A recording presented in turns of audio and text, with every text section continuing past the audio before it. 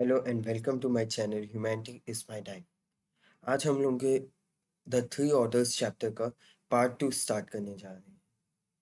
हम लोग ने पार्ट 1 में द फर्स्ट ऑर्डर को कवर कर चुका था। हम लोग सेकेंड ऑर्डर नोबिलिटी में पहुंच चुके हैं।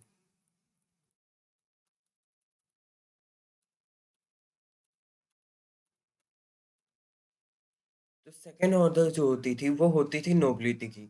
जो नोबल्स होते थे वो कैटेगरी होते थे सेकेंड ऑर्डर और हो कैटेगराइज होते थे सेकेंड ऑर्डर यूरोपियन सोसाइटी में। जो नोबिलिटी होती थी उनका सेंट्रल रोल था सोशल प्रोसेसेस में।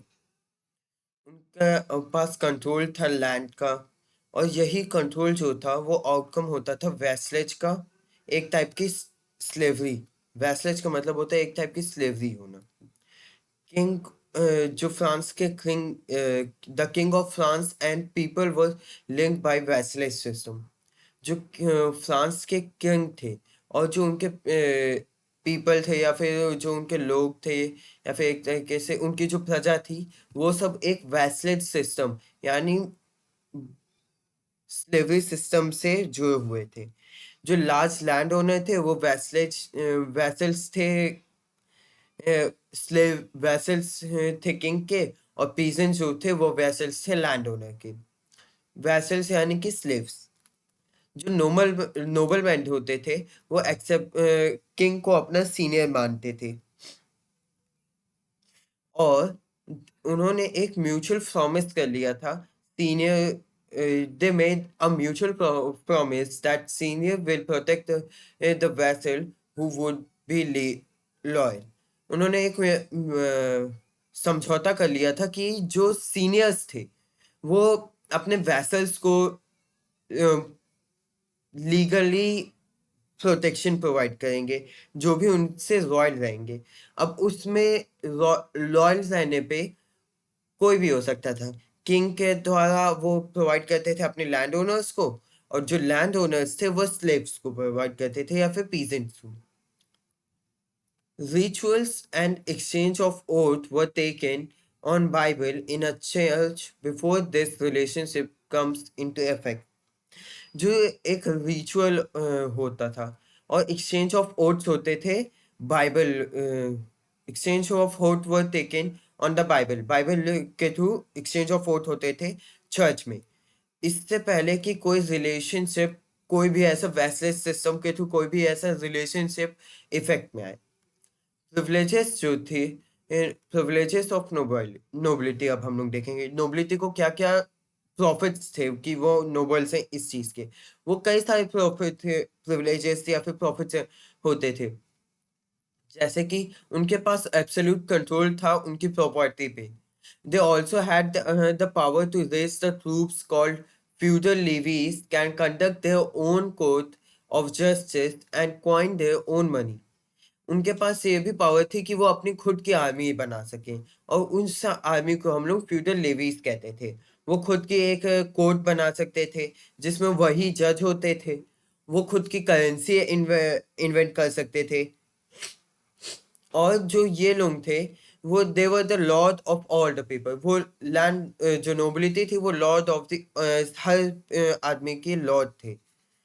Their land consisted of their own house, private field, pasture, and homes and field of tenant peasant। जो ये लैंड थी वो कंसिस्ट करती थी उनके घर की, उनके प्राइवेट फील्ड्स की, पैस्चर्स की, होम्स की, और फील्ड ऑफ टेनेंट पीजेंट, जो उनके पीजेंट्स थे उनकी field. Their private land were cultivated by the peasant, who were also expected to act as foot soldier in warfare when required। जो ये इनकी जो प्राइवेट लैंड थी वो कल्टीवेट होती थी पीजेंट्स के द्वारा, जो कि एक तरीके से फुट सोल्जर के तौर पे भी एक काम करना पड़ता था जिनको वॉरफेयर के द्वारा किसी लड़ाई के दौरान पे। अब हम लोग देखेंगे मैनोरियल ईस्टेट। मैनोरियल इस्टेट में क्या होता है, landlords had their own manor houses. They controlled villages, some of them controlled hundreds of villages where peasants lived. Landlord जो थे उनके खुद के मेनर हाउसेस होते थे, खुद के बड़े बड़े घर होते थे। वो कंट्रोल करते थे ईस्टेट को, वो कंट्रोल करते थे विलेजेस को। कुछ लैंडलॉर्ड्स तो 100 से ज़्यादा विलेजेस को कंट्रोल करते थे जहाँ पे पीजेंट्स रहते थे। Almost all the things needed for daily life were cultivated from and found in the estate.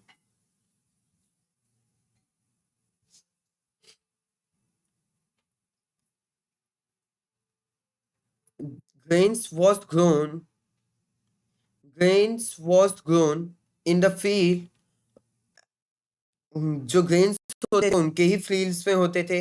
Black Smiths और क्लार्क पेटर्स जो होते थे वो लॉर्ड लॉर्ड के वेपन्स को और उनके जो फर्नीचर को इम्प्लीमेंट और रिपेयर किया करते थे। Stone mason looked after the building. Stone mason जो होते थे वो बिल्डिंग को देखते थे। वुमेन्स जो थी वो कपड़े सिलती थी। चिल्ड्रन जो थे वो लॉर्ड के वाइन प्रेस में काम करते थे। There were also a church, there was also a church and castle for defense। जो लैंडलॉर्ड का वो एरिया होता था मेमोरियल ईस्टेट, उसके अंदर एक चर्च भी होती थी जहाँ पे प्रेयर्स करते थे पीजेंट्स और वो खुद कभी कभी। और जो वहाँ पे कैसल्स भी होते थे डिफेंस के लिए। Lord who wanted a luxury lifestyle brought her rich furniture, musical instrument and ornament from other places not produced locally।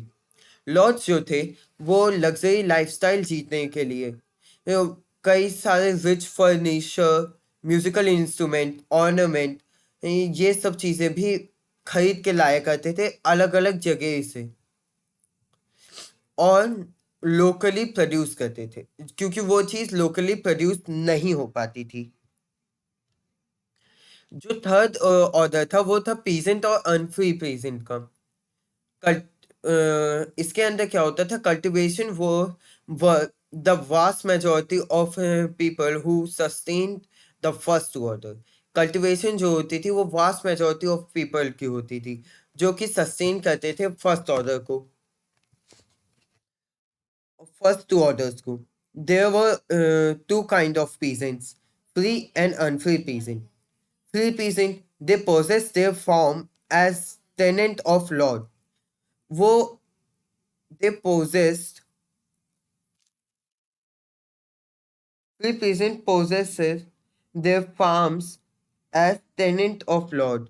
एक तरीके से वो किराए में लेते थे जगह।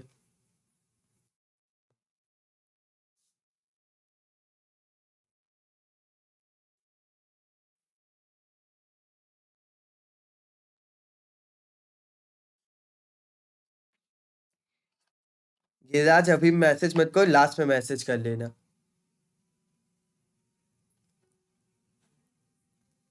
Free peasant they possess their farms and a tenant on of lord। Men had to provide military for their lord at least 40 days in a year। Peasants जो फ्री पीजेंट होते थे वो पोजेस करते थे फार्म्स जो कि एक तरीके से किराए में लेते थे वो लैंडलॉर्ड से। जो मेंट्स होते थे उनको 40 दिन के लिए एक साल में मिलिट्री सर्विसेज प्रोवाइड करनी पड़ती थी लॉर्ड्स को, लैंडलॉर्ड्स को। पीजेंट्स फैमिलीज, पीजेंट्स की जो फैमिलीज होती थी उनको सेट करना पड़ता था side, had to set aside and a work in the Lord estate output for from such a labor is called labor rent।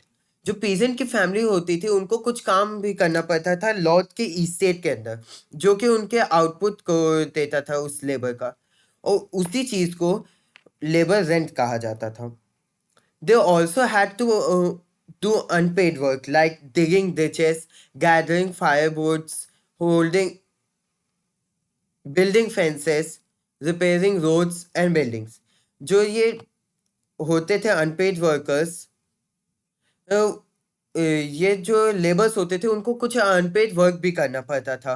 कुछ अनपेड वर्क के अंदर क्या आ जाता था, डिगिंग डिचेस, गड्ढे खोदने पड़ते थे, गैदरिंग फायरवुड, लकड़ियाँ इकट्ठी करनी पड़ती थी आग जलाने के लिए, उनको फेंसेस बनाने पड़ते थे, रोड बनानी पड़ती थी, बिल्डिंग को रिपेयर करना पड़ता था, रोड को रिपेयर करना पड़ता था।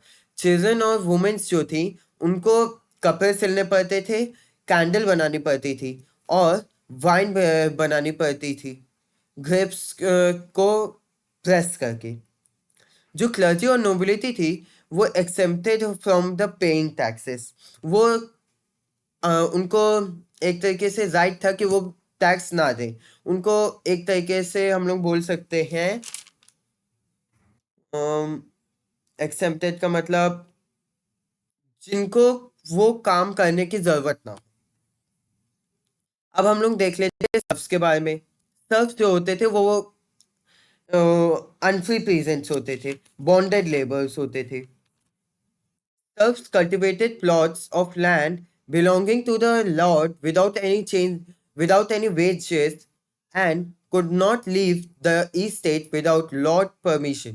Serfs जो होते थे वो एक प्लॉट ऑफ लैंड में कल्टिवेट करते थे और बिलोंग करते थे अपने लॉर्ड को, अपने लैंड लॉर्ड को, विदाउट एनी वेज, बिना कोई पैसे के, and could not leave the estate without Lord permission. Lord के परमिशन के बिना वो ईस्ट स्टेट से बाहर नहीं जा सकते थे।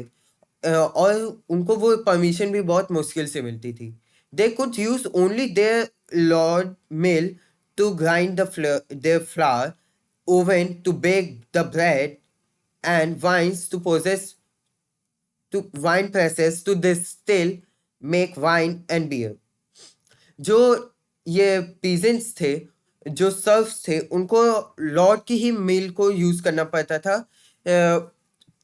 आटा पीसने के लिए। उन्हीं के ओवन को यूज करना पड़ता था ब्रेड बनाने के लिए। उन्हीं के वाइन प्रोसेस को यूज करना पड़ता था डिस्टिल और मतलब साफ करने के लिए और उसको बनाने के लिए, वाइन और बियर को। जो लॉर्ड्स थे वो डिसाइड करते थे कि कौन सा सर्फ किससे मैरी करेगा। On a payment of fees, एक पैसा लेके वो बताते थे कि हाँ ये आदमी इससे शादी करेगा। Lord might give his blessing to the serfs choice. जो लॉर्ड्स होते थे वो अपनी ब्लेसिंग दे सकते थे सर्फ्स की चॉइस को। अब हम लोग लास्ट ऑर्डर के बारे में पढ़ेंगे, the fourth order, development of new order इसे हम लोग बोलते हैं। Expansion in agriculture was followed by growth in population, trade and towns. जो एग्रीकल्चर जैसे जैसे एक्सपैंड कर रहा था, उससे हमारे जो पॉपुलेशन थी वो ग्रो कर रही थी, वो जो ट्रेड था वो ग्रो कर रहा था, टाउन ग्रो कर रहे थे। From 11th century, the deserted and ruined towns of Roman Empire began to grow again as agriculture prospered and to sustain the higher level of population. जो 11th सेंचुरी थी उसके उस 11th सेंचुरी से जो Roman empire के towns खत्म हो गए थे, जो खंडर बन गए थे, या फिर जो एक तरीके से कुचले जा चुके थे किसी एम्पायर के द्वारा, या फिर जो डेजर्ट बन गए थे, वो सब फिर से एक तरीके से ग्रो करने लगे as agriculture prospered and to sustain the higher life. जैसे ये एग्रीकल्चर बढ़ने लगा हायर लाइफ को सस्टेन करने के लिए, हायर लेवल ऑफ पॉपुलेशन को, there was also a growth of periodic fair and small marketing centre. वहाँ पे growth of periodic fair and small marketing centre का मतलब है वहाँ पे मेले लगने लगे एक टाइम पीरियड के बीच में। वहाँ पे स्मॉल मार्केटिंग सेंटर यानी छोटे छोटे मार्केट्स बनने लगे। Those places slowly developed into a town. ऐसे ही जो स्मॉल मार्केटिंग सेंटर्स थे, जो जहाँ पे पीरियोडिक फेयर्स होते थे, मतलब महीने साल में एक दो बार मेला लगता था, जहाँ पे छोटे छोटे मार्केट्स थे, वो डेवलप होके towns, town square, church, road में बदल गए। टाउन और टाउन स्क्वायर में बदल गए, वहाँ पे चर्चेस और रोड्स बनने लगी जो कि मर्चेंट के द्वारा होती थी, और मर्चेंट वहाँ पे आके शॉप्स और होम्स बनाने लगे। अब न्यू टाउन के बारे में हम देख लेते हैं फोर्थ ऑर्डर के अंदर। जो न्यू टाउन था उनको पे नहीं करना पड़ता था कोई भी टैक्स को उनके लॉर्ड को instead of giving services. In towns, people paid taxes to their lord instead of giving services.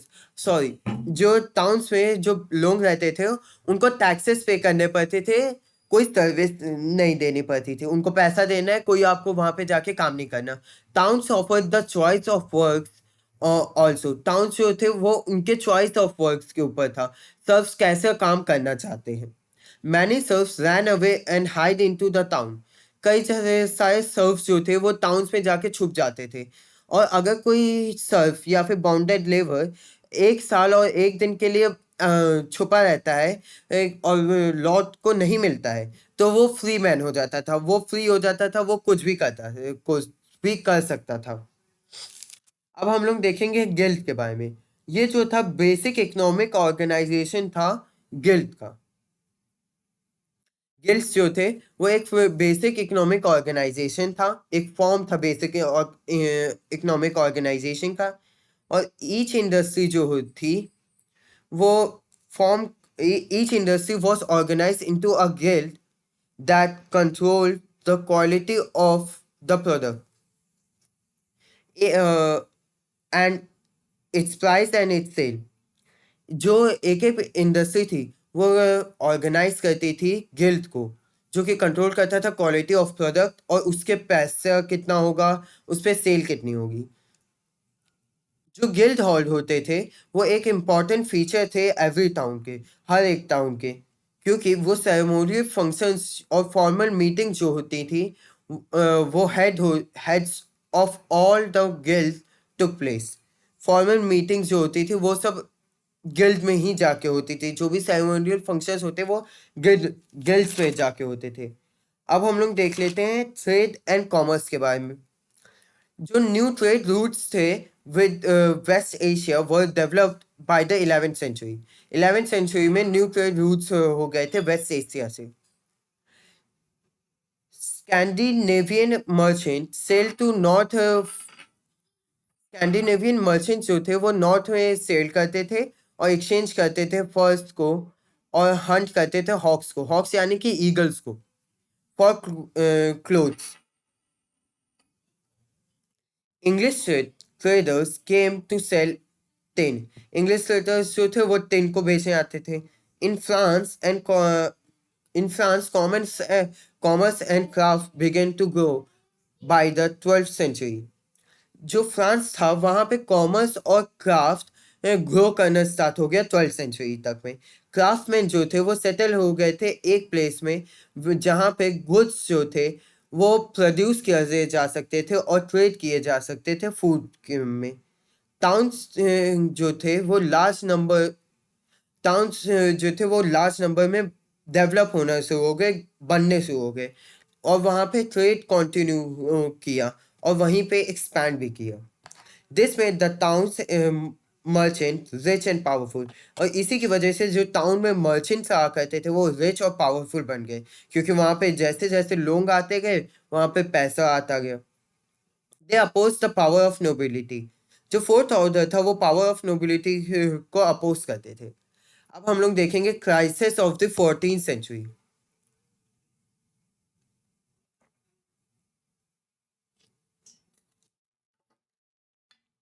Fourth century के अंदर क्राइसिस जो आने शुरू sorry crisis of the 14th century. European economic expansion जो था वो स्लो हो गया था 14th सेंचुरी में. 14th सेंचुरी में 3 फैक्टर्स के वजह से. क्लाइमेटिक चेंज की वजह से, मेटल मनी की शॉर्टेज होने की वजह से, और डेडली ब्यूबोनिक प्लेग इन्फेक्शन की वजह से. जो चेंज हुए थे क्लाइमेटिक कंडीशन में वो जो सीजन था ग्रोइंग क्रॉप का वो रिड्यूस हो गया था 1 महीने में. पहले मान लो 3-4 महीने तक क्रॉप्स आप उगा सकते हैं, अब वो 1 महीने हो गया था. और वो बहुत डिफिकल्ट हो गया था कल्टीवेट करने के लिए क्रॉप्स को हायर ग्राउंड्स में. स्टॉर्म्स और ओशियनिक फ्लड्स जो थे वो डिस्ट्रॉय कर दिए थे कई सारे फार्म्स को, और रिजल्ट कर रहे थे लेस इनकम टैक्सेस में फॉर द गवर्नमेंट. स्टॉर्म्स जो आते थे या फिर ओशियानिक फ्लड्स जो आते थे, वो डिस्ट्रॉय कर दिए थे कई सारे फार्म्स को, जो कि रिजल्ट कर रहे थे लेस इनकम टैक्स में फॉर द गवर्नमेंट। जो जैसे ही ये आता था तो कोई ना कोई क्रॉप डिस्ट्रॉय हो जाता था, तो जिसकी वजह से इनकम टैक्स नहीं दे पाते थे। उसी की वजह से यहाँ पे लेस इनकम टैक्स लिखा हुआ है। Clearance of forests and large-scale cultivation in wet intensive plugging had exhausted the soil। जो फॉरेस्ट का क्लियरेंस होता है, मतलब किसी जंगल को काट देते थे लार्ज स्केल में कल्टीवेशन करने के लिए, कि हाँ ज़्यादा हम लोग को लैंड मिलेगी, हम लोग वहाँ पे ज़्यादा उगा पाएंगे। उसकी वजह से जो होता था, वो जो सॉइल थी वो भी एग्जॉस्ट कर गई थी, वो उसकी भी फर्टिलिटी चली गई थी। Shortage of metal money. Trade was hit by a severe shortage of metal money, as there was shortage in the output of silver mines in Austria and Serbia। जो ऑस्ट्रिया और सर्बिया में silver, वहाँ पे silver और निकल नहीं पाया था, वहाँ पे शॉर्टेज हो गई थी। तो इसी की वजह से गवर्नमेंट को सिल्वर कंटेंट कम करना पड़ा करेंसी में। Deadly bubonic plague. Deadly bubonic plague जब आया था, वो इसके अंदर क्या हुआ था कि कुछ सेलर्स थे, कुछ मर्चेंट्स थे जो एक नाव के द्वारा जा रहे थे, और उसमें क्या हुआ, जब उसमें क्या हुआ, जब कोई भी सेलर उसमें से जा रहा था तो उसमें चूहे जो थे उसमें मर गए थे। उन चूहों के मरने की वजह से एक इन्फेक्शन फैला, जिसको यहाँ पे बताया गया है डेडली ब्यूबोनिक प्लेग इन्फेक्शन। और इस टाइम पे ट्रेड सेंटर्स जो थे और सिटीज जो थे, ये सबसे ज्यादा हार्डेस्ट हिट हुआ था। 20% जो थी पूरी पॉपुलेशन यूरोप की, वो खत्म हो गई थी ब्लैक डेथ के द्वारा। अब इसके आगे हम लोग जो है, हम लोग अपने नेक्स्ट पार्ट में कवर करेंगे। तब तक के लिए बाय।